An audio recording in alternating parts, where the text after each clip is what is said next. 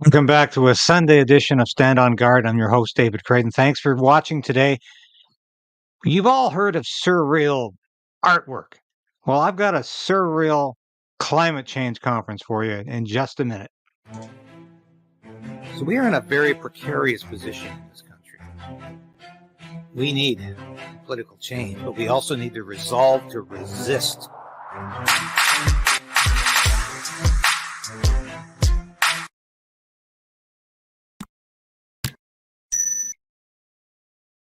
Yes, please ring the bell, like my cat Sasha indicates there. And like this broadcast right now, if you can take a minute, it really helps, believe me.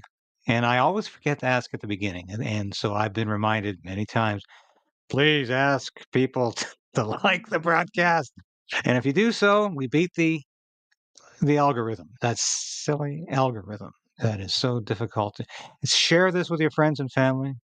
Subscribe if you haven't already done so. We're trying to hit the 15,000 mark by Christmas. I think we can do that. I wasn't sure we were going to hit the 1,000 mark when we first started the station. So thank you for everybody who has subscribed already and keeping the station building and growing day by day, week by week, month by month. But we got to do better because I'm here to beat Trudeau censorship. When you ring that bell, we beat Trudeau censorship because you'll hear about the next broadcast. Anyway, thanks for joining us. Got that out of the way. So what am I talking about? Yeah. Conference of Partners 28, COP28 as it's called.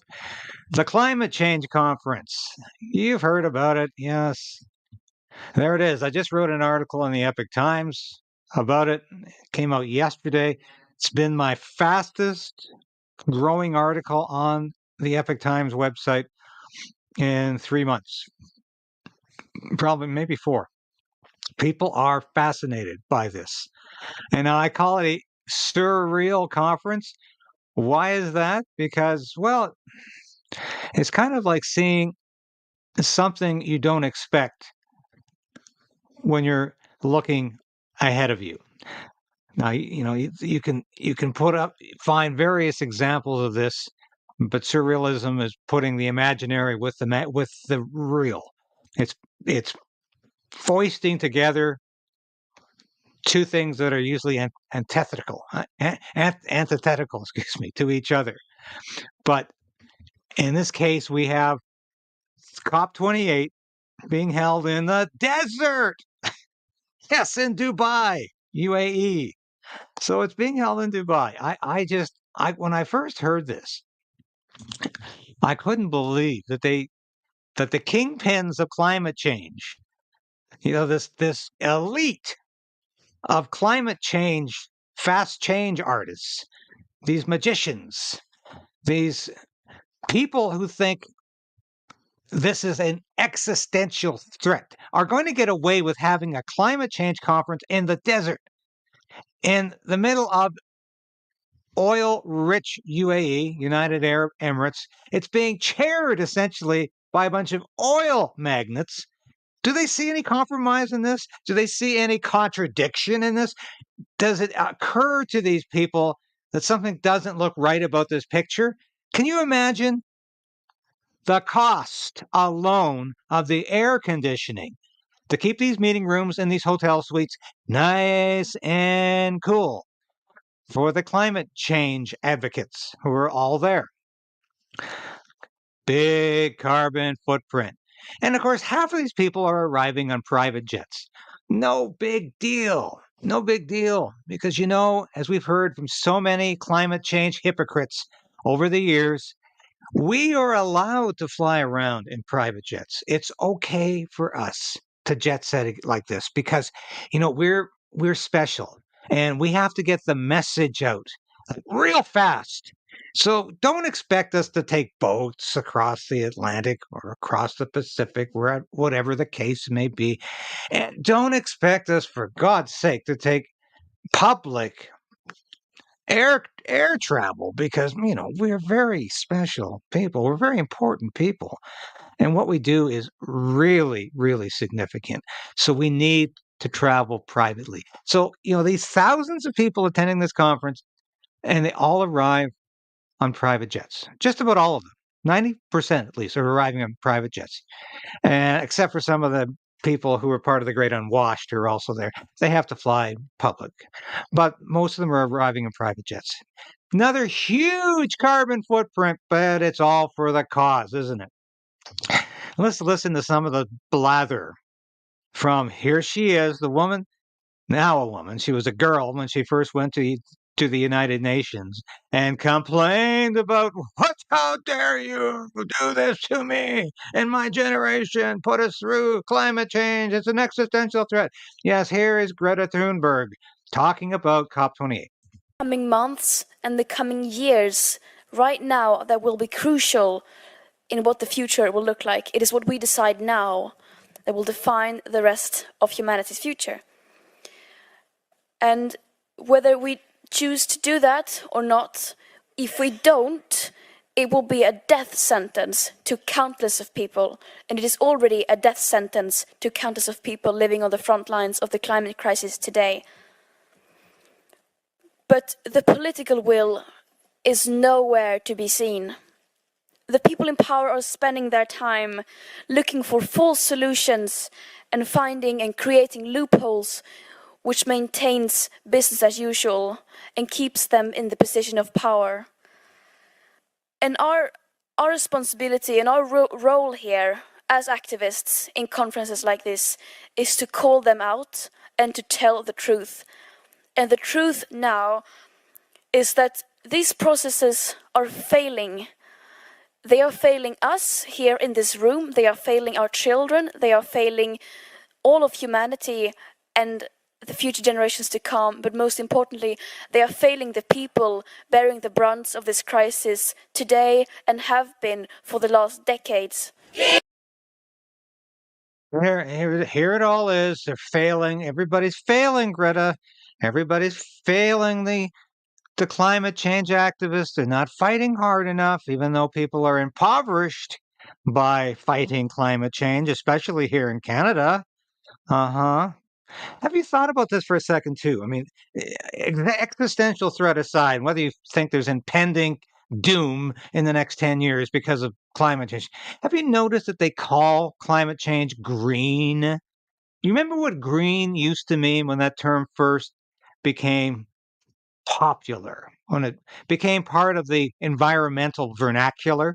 Do you remember what it really meant? It meant cleaning up the earth from real pollution, such as smog in the air and pollution in the water and garbage all over the land.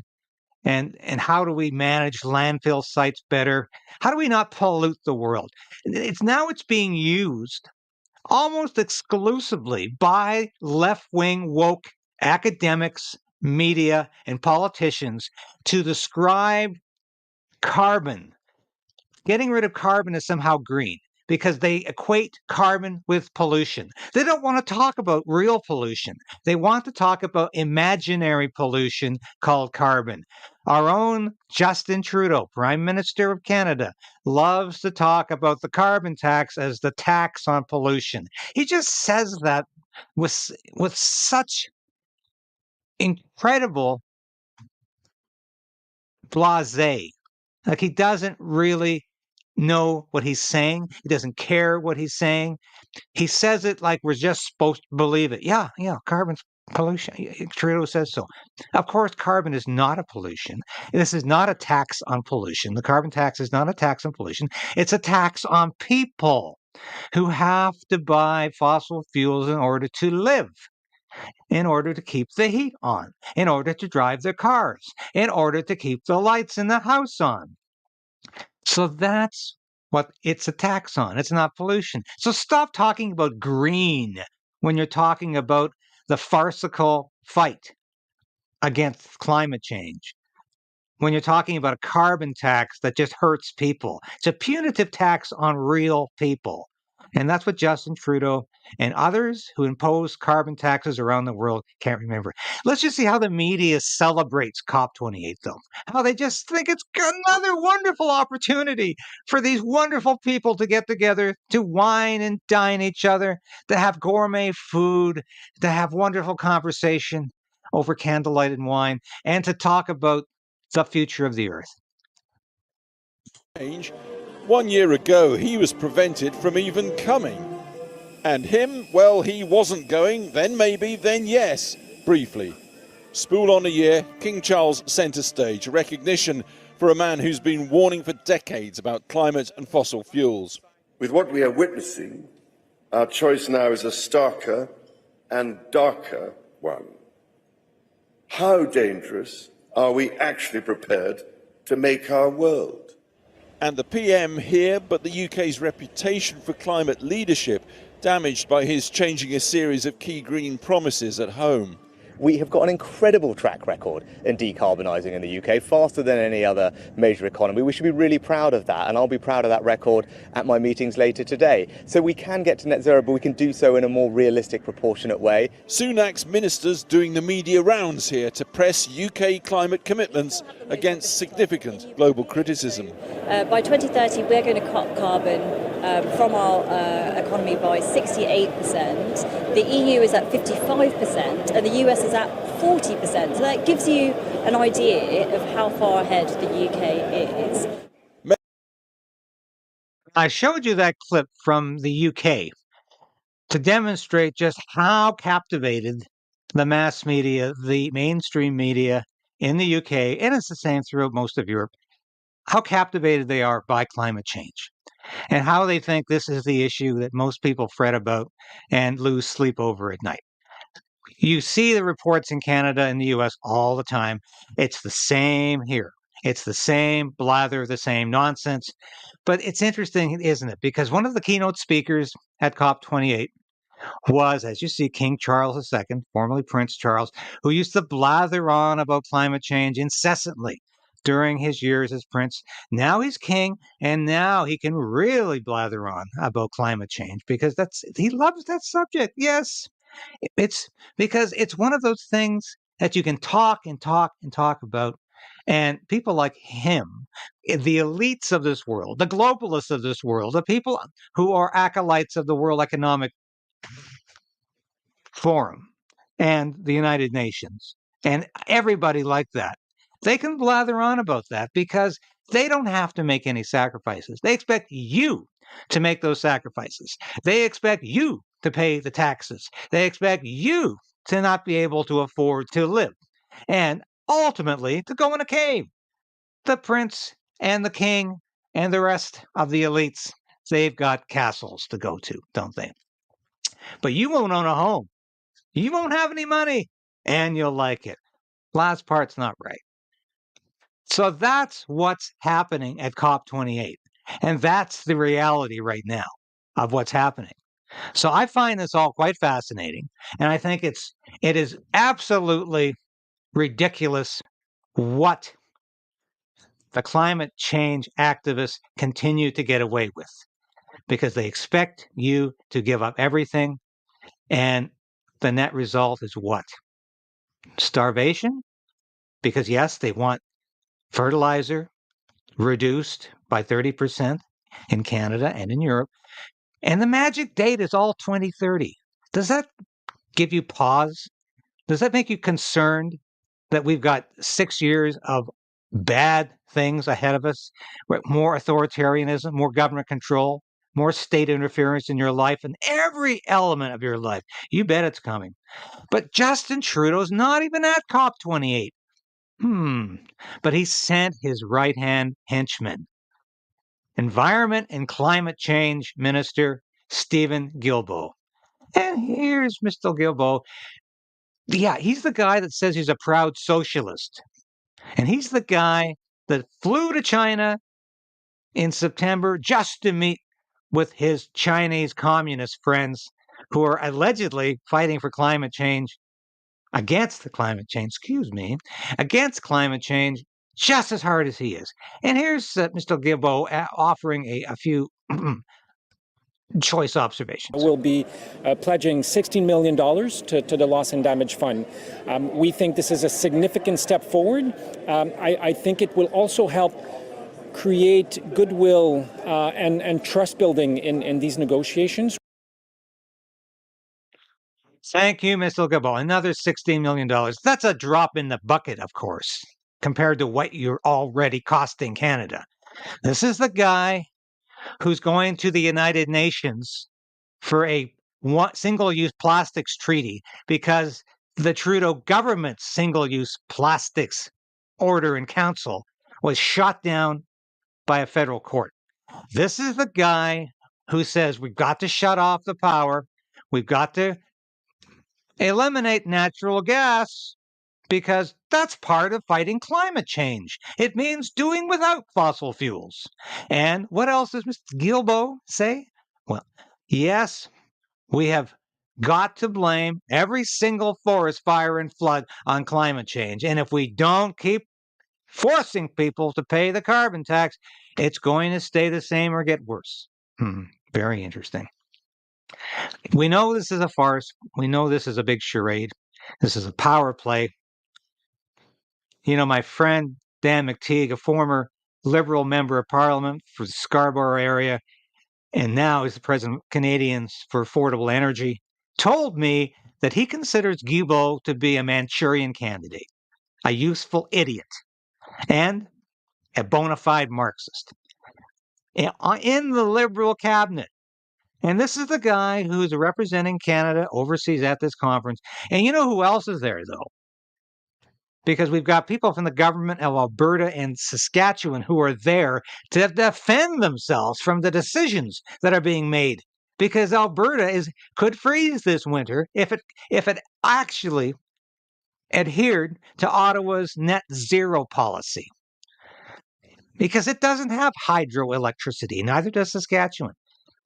And they are going to be punished for not having hydroelectricity and having to use fossil fuels so people can stay warm this winter. But what's fighting climate change all about for you? It means having less of everything. Not being able to drive your car, not being able to travel, not being able to heat your home, and ultimately not being able to eat, not just because the farmers are having harder and harder times growing food for you because they have less fertilizer and they're being told to grow less because it all causes greenhouse gas emissions. But it's costing more to make that food and to transport it to the grocery store. So prices continue to climb. And as Trudeau tries to meddle in the marketplace with artificial wage and price controls, or at least price controls, we're going to see scarcity in the grocery stores. And we could see scarcity on the farms. We could be facing a serious shortage of food. So that's what climate change means for you. So while these elites hobnob, have the best of food, and God knows, get drunk into the wee small hours of the morning, they are sacrificing your future for their political gain and for their virtue signaling. I've never used that word because I hate words that become so popular, everybody uses them. But it's their self-righteousness to think, oh, we're helping the world. We're trying to save the world. And of course, it's all nonsense. It's a made-up crisis. And Canada, by the way, produces 1.3% of greenhouse gas emissions. That's a pretty small carbon footprint, global carbon footprint. So, yes, we could all move into caves tomorrow, and it will have no impact on those greenhouse gas emissions. So COP28 will continue, the speeches will continue, the whining and dining will continue, and the hypocrisy will continue as it always does, as these people get together for a good time. Because they'll keep telling you, we're not here for a long time. No, we're here for a good time. And they have it every year at your expense and the expense of the UN. And believe me, the UN has never made a dollar for itself. Thanks for watching today. I appreciate it. Please subscribe, ring that bell, like this station, like this broadcast. Thanks for watching today. I'll be back again tomorrow. Freedom Trial Convoy resumes tomorrow. Probably be there, but I will be reporting on it whether I am or not. Thanks for being a faithful viewer.